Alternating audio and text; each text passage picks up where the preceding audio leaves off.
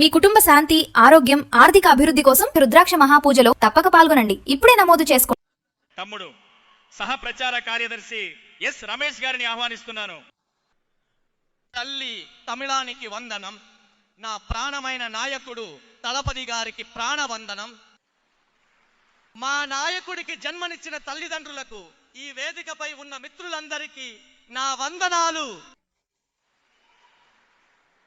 ఒక గొప్ప విప్లవం, ఒక ప్రజా విప్లవం, రాజకీయ విప్లవాన్ని తమిళగ వెట్రి కళగం అనే ఉద్యమం ద్వారా తలపతిగా ముందుండి మన నాయకుడు నడిపిస్తున్నారు. మనమందరం అందులో పయనిస్తున్నాం. విప్లవం సాధారణ పదం కాదు, అది ఒక శక్తి, ఒక భావోద్వేగం, ఒక మార్పుకు నాంది, అంతం లేని ఒక ప్రయత్నం. అసలు ఈ విప్లవం ఏం చేస్తుందో తెలుసా? ఈ విప్లవం అణచివేతలను అణిచివేస్తుంది, అన్యాయాలను నాశనం చేస్తుంది. ప్రజల మనసుల నుండి ఈ విప్లవం మొదలై అదే ప్రజల సంక్షేమాన్ని మెరుగుపరుస్తుంది. ఇటువంటి గొప్ప విప్లవంలో మన నాయకుడు మనల్ని కూడా ఒక భాగంగా మార్చారంటే మనం మన నాయకుడికి తిరిగి ఏం చేయబోతున్నాం? నాయక, ఒక్క విషయం మాత్రం చెప్పుకుంటున్నాను. ఈ విప్లవం విజయం వైపు చేరే వరకు ఒక్కరోజు కూడా మార్గం తప్పము, దారి తప్పము, ఒక్కరోజు కూడా కళ్ళు మూసుకోమని ఈ వేదికపై నేను గట్టిగా చెప్పుకుంటున్నాను. సరే, ఇప్పుడు విప్లవం అవసరం ఏంటి? మన నాయకుడు ఎందుకు కావాలి, మన కళగం ఎందుకు కావాలి అని చాలా మంది అడుగుతారు. వారికి మనం చెప్పడం కంటే ఈ రోజు ప్రజలే సమాధానం చెబుతున్నారు. ఏం చెబుతున్నారో తెలుసా? కడుపులో ఉన్న ఆడపిల్ల నుండి వయసైన అవ్వ వరకు ఆడవాళ్లకు భద్రత లేని పాలనను నడుపుతున్న ఈ పాలకులు మాకొద్దు. తమ ఇంటి ఆడవాళ్లకు అన్నగా, తమ్ముడిగా, కొడుకుగా భద్రత ఇవ్వడానికి మా నాయకుడు తలపతి గారే కావాలని ప్రజలు గట్టిగా కోరుకుంటున్నారు. ప్రతిరోజు ఘోరమైన హత్యలు, దోపిడీలు, ఇంకా లైంగిక నేరాలు జరుగుతూ ఉన్న ఈ సమాజంలో శాంతి భద్రతలు కాపాడకుండా చోద్యం చూసే పాలకులు మాకవసరం లేదు. ప్రజలను కంటికి రెప్పలా కాపాడాల్సిన మా నాయకుడే ముఖ్యమంత్రి కావాలని ప్రజలు అంటున్నారు.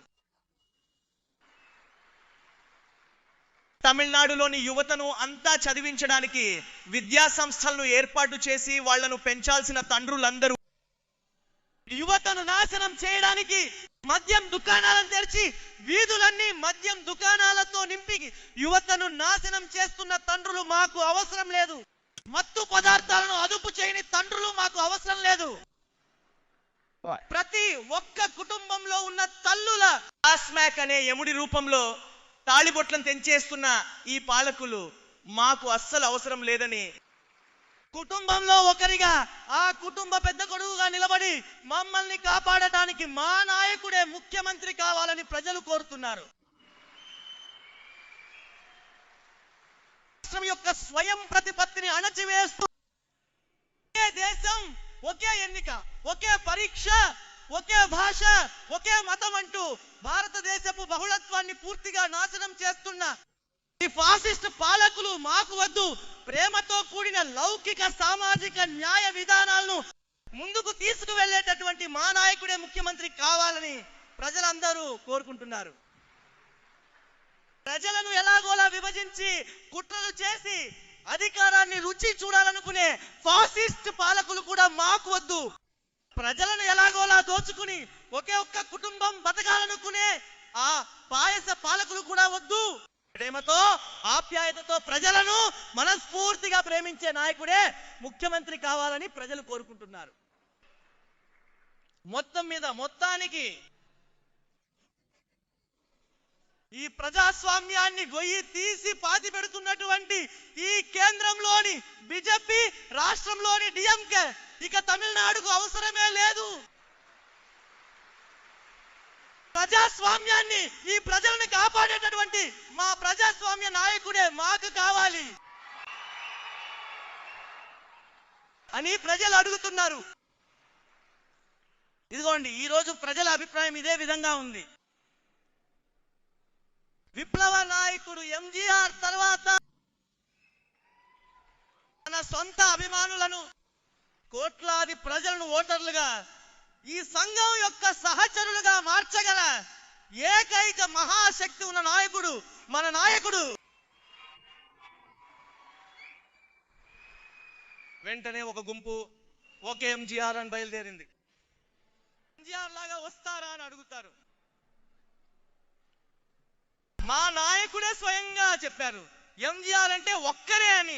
కానీ ఈ రోజు నేను స్పష్టంగా చెబుతున్నా, ఎంజీఆర్ లాగే ఒక్కరే, ఆయనలా రాలేరని. ఈ రోజు ఎలాగైతే మాట్లాడుతున్నారో ఇంకో 100 ఏళ్లకైనా తలపతి అంటే ఒక్కరే, అసలు నాయకుడు అంటే ఒక్కరే. ఆయన లాంటి ముఖ్యమంత్రి మళ్ళీ దొరకరు, ఆయన లాంటి మంచి పరిపాలన ఇవ్వలేరు అని భవిష్యత్తు తరాలు మాట్లాడుకునేలా మన నాయకుడు తలపతిగా ఉంటారు.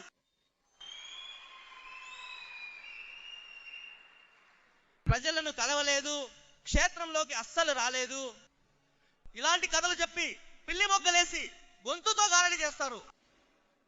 అంతేకాదు ఇంకా గొప్పలు చెప్పుకుంటారు, మేము పారంపర్య పార్టీ అని. 50 ఏళ్ల పార్టీ, తాతల కాలం నాటి పార్టీ, భారతదేశంలోనే గొప్ప రాష్ట్రాలన్నింటినీ పాలించే పార్టీ అని చెప్పుకుంటూ ఊరంతా వేదికలు వేసి మా నాయకుడి గురించి, మా సంఘం గురించి రాత్రిపూట ఇంట్లో ఏడ్పులు పెట్టే ముసలావిడలాగా మీరంతా ఏడుస్తూ ఉన్నారే, దీనికి వేరే సాక్ష్యం కావాలా? మా నాయకుడు క్షేత్రంలోకి వెళ్ళారు, ప్రజల మనసుల్లోకి వెళ్ళి చేరిపోయారు, విజయం వైపు వెళ్ళి చేరిపోయారు. దీనికి ఇదే ఆధారం. ఇంత రాజకీయం మాట్లాడుతున్నాం, ఇంత తీవ్రంగా రాజకీయం మనపై కేంద్రీకృతమైంది. మనల్ని చూసి వీళ్ళు చేసే ఒకే ఒక ఎగతాళి విమర్శ, చిన్న పిల్లలు అని. చిన్న పిల్లలు మాట్లాడుతున్నారు, చిన్న పిల్లలు పార్టీలో ఉన్నారు, ఇలా మాట్లాడుతున్నారే. వేదికల మీదకి ఎక్కి నాటకాలు వేసి ప్రజలను మోసం చేసి యువత రాజకీయాల్లోకి రావాలి, రాజకీయాలు కొత్తగా మారాలి, కొత్త రక్తం ఎక్కించాలి అంటూ మాట్లాడి ఈరోజు మిమ్మల్ని ప్రశ్నిస్తుంటే మాలాంటి యువతను చిన్నపిల్లలు అంటున్నారంటే మీ భయం మాకు బాగానే అర్థమవుతోంది, మీ భయం మాకు అర్థమవుతోంది. కానీ రాసి పెట్టుకోండి, ఈ చిన్న పిల్లలే రాబోయే 2026 ఎన్నికల్లో మీ పాలనకు ఒక ముగింపు రాసి మా నాయకుడి సుపరిపాలనకు ఖచ్చితంగా నాంది పలుకుతాం. ఇది జరిపి తీరుతాం. ఎన్ని అడ్డంకులు, బెదిరింపులు, హెచ్చరికలు వచ్చినా మేము భయపడం. ఎన్నికల రంగంలో మీ కథను ముగించే వరకు అస్సలు విశ్రమించం. ఇక నా ప్రసంగం ముగింపుగా సంక్షిప్తంగా ఒక్క అయ్యన్ 1 మాటలు మాత్రమే చెప్పి నేను సెలవు తీసుకుంటాను. న్యాయంగా కాపాడే రాజు ప్రజలకు దేవుడితో సమానం. అదే విధంగా న్యాయం తప్పకుండా ప్రజల కోసం తన కర్తవ్యం నిర్వర్తించే పాలకుడు ఖచ్చితంగా దేవుడిగా పూజించబడతాడు. మన నాయకుడు కూడా రాబోయే కాలంలో ప్రజల మనసులలో పూజించబడతారు. 2026లో తమిళగ వెట్రి కళగం పాలన ఏర్పడుతుంది. అప్పుడు మా నాయకుడు ముఖ్యమంత్రి అవుతారు. మంచి పాలన అందిస్తారనడంలో ఎలాంటి సందేహం లేదు. ఈ అవకాశం ఇచ్చిన నా ప్రాణమైన నాయకుడికి, ప్రియ ప్రధాన కార్యదర్శి ఆనంద్ గారికి అందరికీ ధన్యవాదాలు తెలిపి సెలవు తీసుకుంటున్నాను. విజయం నిశ్చయం.